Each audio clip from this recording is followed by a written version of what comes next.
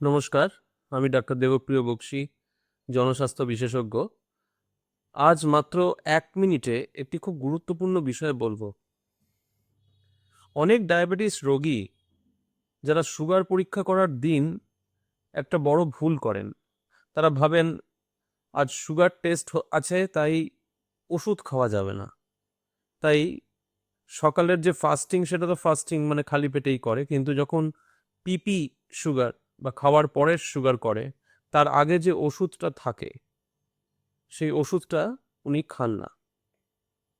এমন একজন পেশেন্ট কিছুদিন আগেই আমার কাছে এসেছিলেন। দেখা যায় যে রক্তে শর্করার মাত্রা স্বাভাবিকের তুলনায় অনেকটাই বেড়ে গেছে।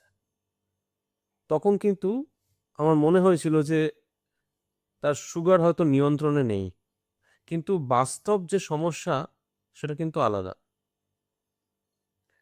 তাই মনে রাখবেন যে আপনার চিকিৎসক যদি বিশেষভাবে কোনো ওষুধ বন্ধ করতে না বলেন, সেক্ষেত্রে আপনি সুগার পরীক্ষার দিনও কিন্তু নিয়ম মতো ওষুধটা খাবেন।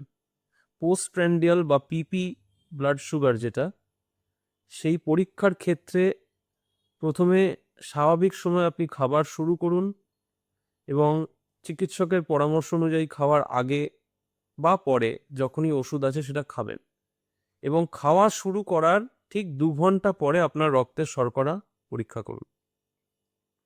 তাহলে আজকের যে টেক হোম মেসেজ সেটা হচ্ছে যে চিকিৎসকের পরামর্শ ছাড়া ওষুধ বন্ধ করবেন না। যেদিন সুগার পরীক্ষা করাচ্ছেন সেদিনও অবশ্যই আপনার ওষুধ খেতে হবে। এই ধরনের জনস্বাস্থ্য বিষয়ক গুরুত্বপূর্ণ তথ্য নিয়ে আমরা আবার হাজির হব। ধন্যবাদ। নমস্কার।